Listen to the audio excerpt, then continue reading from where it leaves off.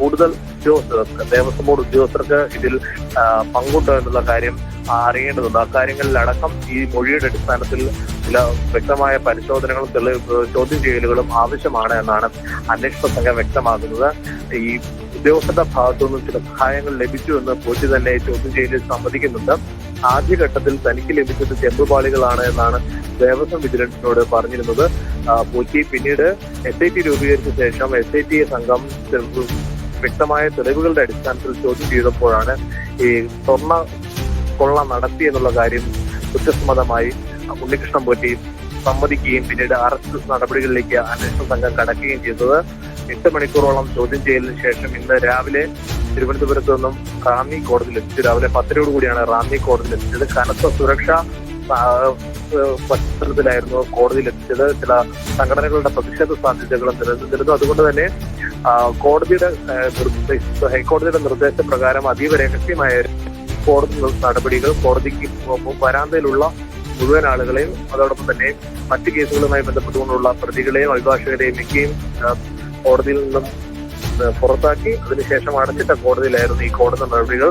സ്വർണ്ണക്കൊള്ള കേസുമായി ബന്ധപ്പെട്ടുകൊണ്ടുള്ള പ്രോസിക്യൂഷനെയും അതോടൊപ്പം പ്രതിഭാഗത്തിന്റെയും അഭിഭാഷകര് അതോടൊപ്പം മജിസ്ട്രേറ്റ് അടക്കം വളരെ ചുരുക്കം ആളുകൾ മാത്രമായിരുന്നു കോടതി നടപടികളിൽ ഉണ്ടായിരുന്നത്. എന്തായാലും കോടതി നടപടികൾ 3/4 മണിക്കൂറുള്ള പൂർത്തിയായ ശേഷമാണ് ഈ 2 ആഴ്ചത്തെ കസ്റ്റഡി കാലാവധി അനുവദിച്ചത്. 2 ആഴ്ച അന്വേഷണ സംഘത്തിന് ഏറെ നിർണായകമാണ്. ഇനിയുള്ള അറസ്റ്റ് ഉൾപ്പെടെയുള്ള മറ്റ് നടപടികൾ അതോടൊപ്പം തന്നെ തെളിവെടുപ്പ്, വിശദമായ ചോദ്യം ചെയ്യലടക്കമുള്ള കാര്യങ്ങൾ അന്വേഷണ സംഘത്തിന് മുന്നിലുണ്ട്. എന്തായാലും അന്വേഷണ സംഘത്തെ സംബന്ധിച്ചിടത്തോളം പോറ്റിയുടെ അറസ്റ്റ് വളരെ ആശ്വാസകരമാണ്. ഏറെ വിമർശനങ്ങൾ സർക്കാരിനും ദേവസ്വം വകുപ്പിനും വഴികളും കേട്ടിരുന്ന ഒരു ഘട്ടത്തിലാണ് ഇപ്പോൾ പോറ്റിയുടെ അറസ്റ്റ് ഉണ്ടായിരിക്കുന്നത്. പോറ്റി കുറ്റസമ്മതം നടത്തിയിരിക്കുന്നു. പോറ്റി സ്വർണ്ണക്കൊള്ള നടത്തിയെന്നുള്ള കാര്യത്തിൽ വ്യക്തമായ തെളിവുകൾ അന്വേഷണ സംഘത്തിന് ലഭിച്ചതിന്റെ പശ്ചാത്തലത്തിലാണ് അറസ്റ്റ് നടപടികളിലേക്ക് കടന്നത്. അല്പസമയത്തിനകം കോടതിയിലെ അഭിഭാഷകനുമായുള്ള കൂടിക്കാഴ്ചയ്ക്ക് ശേഷം ഇപ്പോൾ ഉണ്ണികൃഷ്ണൻ പോറ്റി പുറത്തേക്കിറങ്ങി.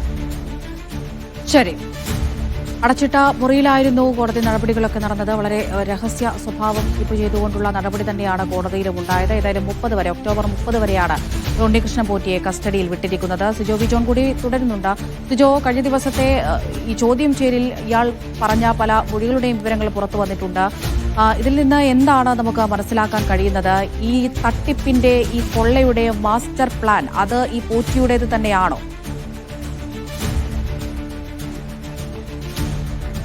ഇപ്പോൾ ലഭിക്കുന്ന തെളിവുകളും വിവരവും അനുസരിച്ച് ഉണ്ണികൃഷ്ണൻ പോറ്റി തന്നെയാണ് ഇതിന്റെ ഒരു പ്ലാൻ തയ്യാറാക്കിയിരിക്കുന്നത് എന്നുള്ളതാണ്. എന്തായാലും കൂടുതൽ ചോദ്യം ചെയ്യലിലൂടെ മാത്രമേ മറ്റാർക്കെങ്കിലും ഇക്കാര്യത്തിൽ പങ്കുണ്ടോ എന്നുള്ള കാര്യത്തിൽ വ്യക്തത വരികയുള്ളൂ. എന്തായാലും ഒരു കാര്യം ഉറപ്പിച്ച് പറയാം, ഈ സ്വർണ്ണക്കൊള്ളയിൽ ഉദ്യോഗസ്ഥരുടെ പങ്ക് ഉണ്ട് എന്നുള്ളൊരു കാര്യം ഉണ്ണികൃഷ്ണൻ പോറ്റി ഈ അന്വേഷണ സംഘത്തോട് വ്യക്തമാക്കിയിട്ടുണ്ട്. താനൊരു സ്പോൺസറായാണ് അവിടെ എത്തുന്നത്. അതിനുശേഷം ഇവിടുത്തെ ഉദ്യോഗസ്ഥരുമായി പരിചയപ്പെടുന്നു. തനിക്ക് എല്ലാവിധ സഹായവും ഇവിടുത്തെ ഉദ്യോഗസ്ഥർ ചെയ്തു നൽകിയതായും പറയുകയും ചെയ്യുന്നുണ്ട്. ഇതിന്റെ ആദ്യഘട്ടത്തിൽ ഇയാള് സ്വർണ്ണപ്പാളികൾ കൊണ്ടുപോയപ്പോൾ കട്ടിളപ്പാളിയാണ് അതിൽ നിന്നാണ് ആദ്യം കൊണ്ടുപോകുന്നത്. ആ കൊണ്ടുപോയതിനു ശേഷം അത് സ്വർണം ഉരുക്കിയെടുക്കുക എന്നുള്ള ഒരു ആശയം ആ സമയത്ത് ഉണ്ടായിരുന്നില്ല. അത് കൊണ്ടുപോയി സ്വർണം പൂശി വരുമ്പോൾ വിവിധ ഇടങ്ങളിൽ പ്രദർശിപ്പിക്കുക, അതിലൂടെ സാമ്പത്തിക ലാഭം ഉണ്ടാക്കുക എന്നൊരു ഉദ്ദേശമാണ് ചിന്തിച്ചിരുന്നത്.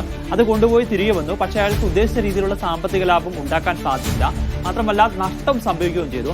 അങ്ങനെയാണ് ഇയാൾ അതിനുശേഷം ഈ ദ്വാരപാലക ശില്പങ്ങൾ കൊണ്ടുപോകാനും അതിൽ നിന്ന് സ്വർണം ഉരുക്കിയെടുത്ത് വിൽപ്പന നടത്താൻ വേണ്ടി ഒരു പദ്ധതിയിലേക്ക് വരികയും ചെയ്യുന്നത്. ഇങ്ങനെ ഒരു ആശയം വന്നതിന് പിന്നാലെ ഉദ്യോഗസ്ഥരോട് ഇയാൾ തന്നെ പറയുകയാണ് ചെയ്തത്, ഇങ്ങനെ സ്വർണം എന്നത് ചെമ്പാക്കി എന്ന് എഴുതണമെന്ന് പറയുന്നു. ഇയാൾ പറഞ്ഞതുപോലെ തന്നെ ഉദ്യോഗസ്ഥർ എഴുതി വെക്കുകയും ചെയ്തു. അത് പിന്നീട് കൊണ്ടുപോയി ഇത്തരത്തിൽ കൊള്ളയ്ക്ക് കാരണമാക്കുന്ന രീതിയിലേക്ക് കൊള്ള നടത്തുന്ന അവസ്ഥയിലേക്ക് പോവുകയും ചെയ്തെന്നാണ് വ്യക്തമാക്കുകയും ചെയ്യുന്നത്. എന്തായാലും വെറുതെ ഒന്നും അല്ല ഉണ്ണികൃഷ്ണൻ പോറ്റിക്ക് വേണ്ടിയിട്ട് ഈ ഉദ്യോഗസ്ഥർ പലരും സഹായം ചെയ്ത് കൊടുത്തിട്ടുള്ളതെന്നാണ് നമുക്ക് ലഭിക്കുന്ന വിവരം. ഇതിന് താൻ പ്രത്യുപകാരം ചെയ്തു എന്നുള്ളൊരു കാര്യമാണ് പറയുന്നത്. അത് ഏത് തരത്തിൽ എങ്ങനെയൊക്കെ ആർക്കൊക്കെ കിട്ടിയിട്ടുണ്ടെന്നുള്ളത് ഇനി കൃത്യമായി മനസ്സിലാക്കുകയും ചെയ്യേണ്ടതുണ്ട്.